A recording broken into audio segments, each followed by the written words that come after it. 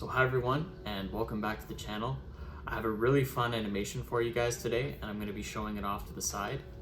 Basically, I like to call this one the flip card animation. Basically what you do is you can tap one side of the card, swipe up, and it'll kind of spin around and do a nice little wallet type animation. So this animation is inspired by Philip Davis on Twitter, and I'm going to put a link to his Twitter account in the description so that you guys can see what he's doing. But today, basically what I did was rework his Swift UI animation and redo it in React Native with React Native Reanimated 2 and React Native Gesture Handler.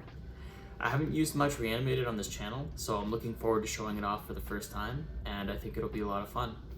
Alright, so let's get into it, and please like and subscribe if you enjoyed the video today. Okay, so the first thing I'm going to do here is I'm going to show you our boilerplate. Basically what I did is I just took a normal card and I just styled it up a little bit. I didn't need to show this and kind of waste time in the video. The only thing special about it is that we're going to be passing an animated style into it. First thing we want to do is wrap the entire app in a gesture handler root view. This will be used in order to get the X and Y positions of the finger at any given time. We also want it to fill the screen, so we give it that flex 1.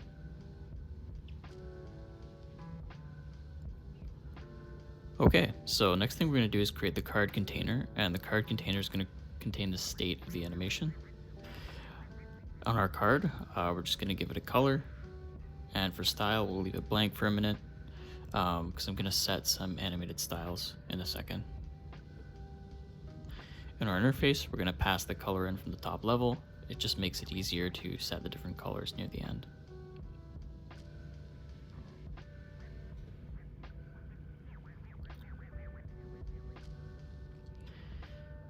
Okay, so now what I'm going to do is I'm going to actually set some static styles in the animated style.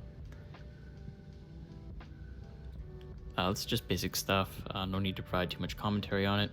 It is a little important though to say that the position is absolute so that it's easy to move the card around as we go forward.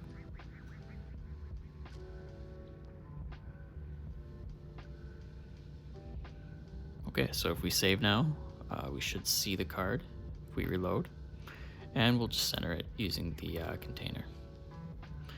Alright, so the next thing that we're going to do is we're actually going to move this card around, and we're going to start that by making a pan gesture handler from React Native Gesture Handler.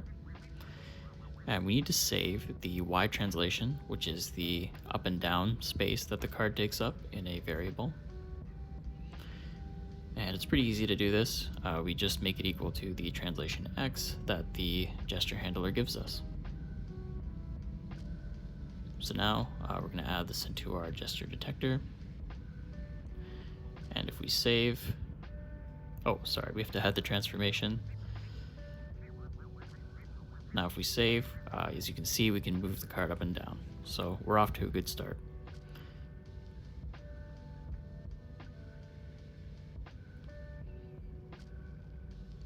So the next thing that we're going to want to do is actually rotate the card.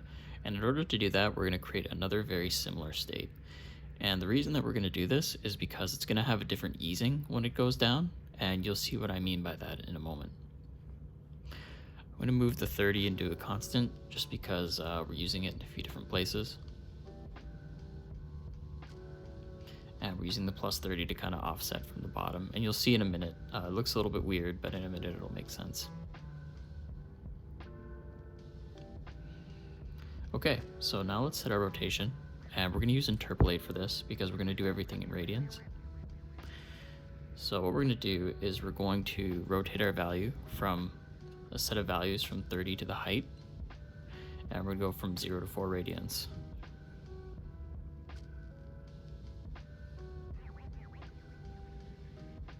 Okay, so if we save and we tap the card, as you can see, we can rotate it up really nicely.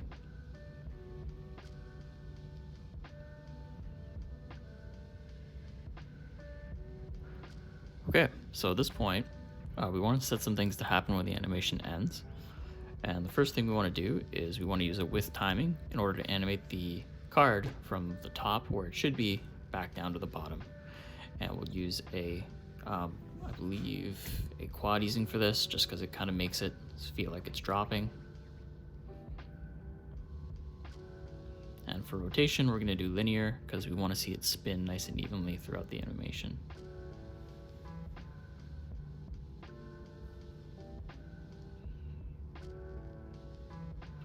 Cool. And by the way, 1280 was chosen because it's more than a full rotation. And then I kind of trialed and errored until I got a number that I liked. And at the end of the animation, we set the rotation back to 30 because on some screens that number doesn't quite work. So it allows it to go back to its origin point. Next, we want to rotate in 2 different directions, whether we touch on the right or the left side. And in order to do that, we're going to use absolute X position because that tells you where your finger is on the screen. And what we're going to do is we're going to say if it's less than half the screen, we're going to say it's a left flick, so right flick is false. And then at the end of the animation, we're going to reset that state so that we can make the decision at the beginning of every animation. Finally, we're going to say that if it is a right flick, we're going to go left, whereas we're going to use negative height and go right if we're on the other side.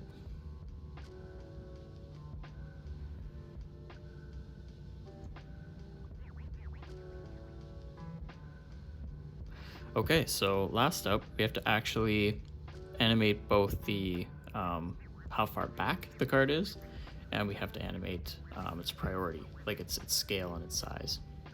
And we're going to do that by passing a few different priority values into the card container.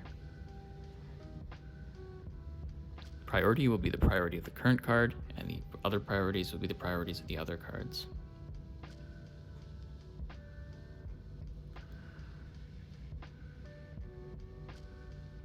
And here we're just going to pass these values in as props. So the one in the back will have the 3rd priority. It won't matter in the long term because they'll get rotated around, but at the start, it just makes the most sense.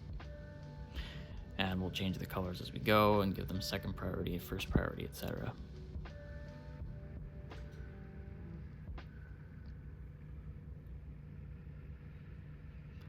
Okay. So now we're going to create a method getPosition, which will allow us to know how high up the card should be in the animation. And so the way we're going to do that is we're going to say if we're at the 1, we're going to return 50 as the offset that it should be up from 0.975, and for 0.81.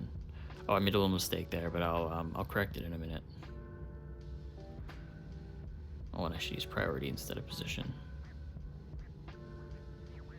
Okay, so now whenever we calculate the distance from the bottom, we always want to make it kind of fade in with a duration of 500. And then we change that to 100 so we get that nice distance. So now if we flick, you see nothing goes to the back, and it's because we haven't played with the priorities yet.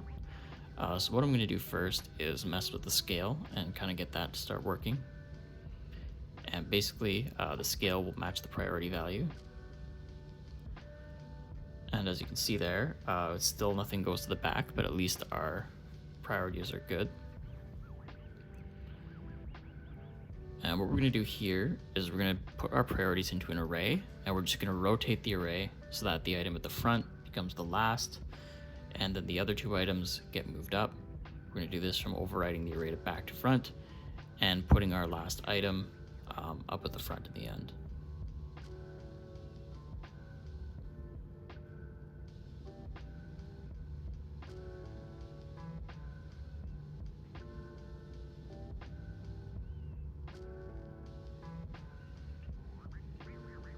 Oh, as you can see, it's a little bit messed up because I forgot to add back the last item. I'll do that now. At this point, if we reload the state, we should be able to see it. Okay, so we're on our way, but the order is kind of messed up and weird. That's because we didn't set the Z index yet, but that's pretty easy because that can also just be based on our priority value. We'll just multiply by 100 so we get a full number. And at this point, as you can see, things go to the back nicely. And if we change our color to black, we can just sit back and enjoy the animation. So that's it for today, guys. I hope you enjoyed, and let's just sit back and enjoy this animation for a bit.